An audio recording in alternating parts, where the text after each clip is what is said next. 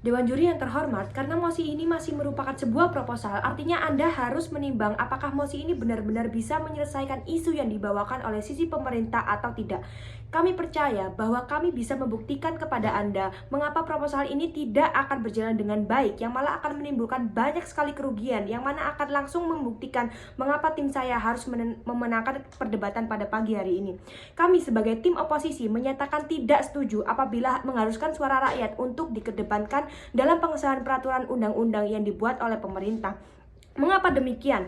Karena ide terbesar dari pihak pemerintah adalah bahwa di negara dengan demokrasi sebagai ideologi utama, seharusnya suara rakyat harus dikedepankan dalam mengesahkan peraturan undang-undang yang dibuat oleh pemerintah. Di sisi lain, pihak pemerintah percaya bahwa dengan dikedepankannya suara rakyat, ini dapat menciptakan hukum yang transparan dan menghindari penyelewengan peraturan seperti korupsi dan penundaan pembangunan. Ada beberapa respon yang akan saya sampaikan dalam perdebatan pada pagi hari ini. Respon pertama, kasus yang dibawa oleh sisi proposisi adalah bagaimana pengambilan keputusan pemerintah tanpa mengedepankan suara rakyat dapat mengantarkan kepada pengambilan keputusan yang salah. Sedangkan dikedepankannya suara rakyat dapat menciptakan hukum yang transparan dan dapat menghindari penyelewengan seperti korupsi dan penundaan pembangunan. Sadarilah dari sisi pemerintah tidak pernah menjelaskan beberapa hal. Yang pertama, mengapa pengambilan keputusan tanpa mengedepankan suara rakyat dapat mengantarkan kepada pengambilan keputusan yang salah? Kondisi dalam status quo saat ini, pemerintah terdiri dari sekelompok kecil orang yang sudah teruji kelayakannya. Sehingga yang saya pertanyakan adalah mengapa baik-baik saja pengambilan keputusan tidak diambil oleh kelompok kecil orang yang elit yang sudah teruji wawasannya, melainkan diambil oleh kelompok besar masyarakat yang masih belum jelas niat dan wawasannya. Mereka tidak pernah menjelaskan kepada Anda mengapa pengambilan keputusan tanpa mengedepankan suara rakyat dapat menciptakan hukum yang tidak transparan dan menimbulkan penyelewengan peraturan seperti yang sudah disebutkan oleh pemerintah. Respon kedua, sepertinya pihak pemerintah menganggap bahwa dengan dikedepankannya suara rakyat yang negaranya ideologi utama berdasarkan demokrasi akan dapat mencegah segala bentuk keributan yang ditakutkan oleh sisi pemerintah. Jika saya bisa membuktikan bahwa mereka salah, maka keseluruhan kasus dari sisi pemerintah harus langsung jatuh dan kami memenangkan perdebatan ini karena kami membuktikan mengapa proposal ini tidak dapat bekerja di status quo dan malah membuka lebih banyak keributan yang ditakutkan oleh sisi pemerintah. Masuk pada sanggahan kami yang pertama, demokrasi, Pancasila, dan UUD 45. Pemerintah lebih tahu kebijakan mana yang harus diambil. Rakyat itu banyak yang menginginkan keinginannya masing-masing yang belum tentu belum tentu merupakan keputusan yang rasional apabila diterapkan kepada daerah-daerah lainnya. Kalau kita terus mengedepankan keinginan rakyat, maka akan berdampak pada kesejahteraan rakyat di masa yang akan datang. Contohnya, beberapa demo yang menggugat harga bahan pokok seperti minyak untuk diturunkan. Masyarakat belum tahu atau belum memiliki ilmu yang cukup untuk mengetahui dan paham mengenai masalah resesi ekonomi akibat COVID-19 pada tahun-tahun sebelumnya bukan. Yang kedua, transparansi hukum undang-undang.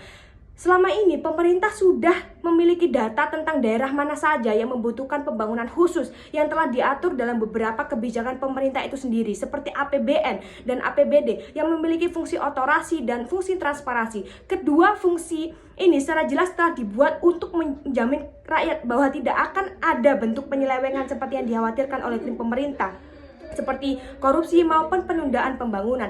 Masuk kepada argumentasi tim oposisi. Yang pertama, di sisi kami sadar bahwa betapa pentingnya demokrasi sebagai ideologi utama bangsa Indonesia. Upaya-upaya pemerintah pada status quo juga tentu berjalan atas ideologi tersebut, bukan? Hal ini dapat dibuktikan dari sensus penduduk yang diadakan oleh Badan Pusat Statistik setiap 10 tahunnya. Sebelumnya kami perjelas dulu apa itu BPS. BPS adalah lembaga pemerintah non-kementerian yang bertanggung jawab secara langsung kepada Presiden. Lembaga BPS secara tidak langsung telah menjadikan rakyat sebagai narasumbernya untuk menjawab berbagai pertanyaan krusial mengenai keadaan terkini di daerahnya masing-masing.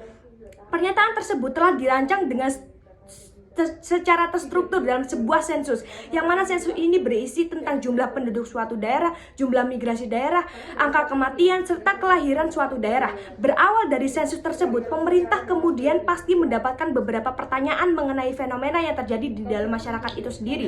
Seperti contoh, mengapa daerah DKI Jakarta memiliki angka penduduk urbanisasi yang tinggi dibandingkan Makassar, atau mengapa angka kematian di kota lebih rendah daripada angka kematian di daerah pedalaman, dan masih banyak lagi. Dari pertanyaan-pertanyaan tersebut, pemerintah tentu akan mendapat beberapa kesimpulan bahwa ternyata sumber daya yang dibutuhkan lebih mudah untuk didapatkan di daerah DKI Jakarta, atau ternyata telah ditemukan fenomena kurang gizi terhadap ibu hamil dan balita di daerah pedalaman. Kesimpulan-kesimpulan tersebut akan menjadi faktor utama penentuan langkah pemerintah selanjutnya dalam hal pembuatan peraturan undang-undang dasar.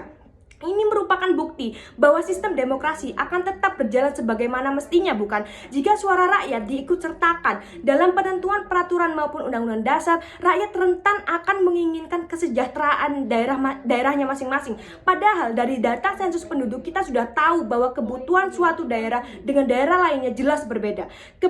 Kebenaran bagi suatu kelompok masyarakat belum tentu dibutuhkan oleh kelompok lainnya. Oleh karena itu, pemerintah akan menjalankan perannya sebagai penentu kebijakan suatu negara yang bersifat rasional, yang bisa diakses oleh semua daerah yang terdapat di Indonesia. Pada mosi kali ini yang mengharuskan suara rakyat agar lebih dikedepankan untuk pengesahan undang-undang pemerintah, kami tim oposisi dengan tegas mengatakan tidak setuju. Sadarilah bahwa hukum dan pemerintah adalah suatu pondasi negara yang benar-benar harus dipertimbangkan dari struktur serta kebijakan yang akan disahkan. Suatu wilayah dapat dikatakan sebagai negara jika telah diakui secara de facto dan de jure, yang mana secara de facto membutuhkan wilayah, rakyat, dan pemerintahan. Tiga hal ini harus mencapai titik stabilisasi agar tidak jenuh, yang mana tidak hanya mengedepankan isi serta mayoritas yang ada rakyatnya, tapi juga bagaimana atasan atau pihak pemerintah bisa dengan merata menyesuaikan keadaan. Pada poin inilah peran besar pihak pemerintah berjalan dengan adanya bukti undang-undang pemerintah yang disahkan, karena pemerintah tahu dengan betul apa yang mereka butuhkan, bukan hanya apa yang rakyat inginkan, dan data dan juga suara rakyat yang didengar. Tim oposisi berhak untuk menang.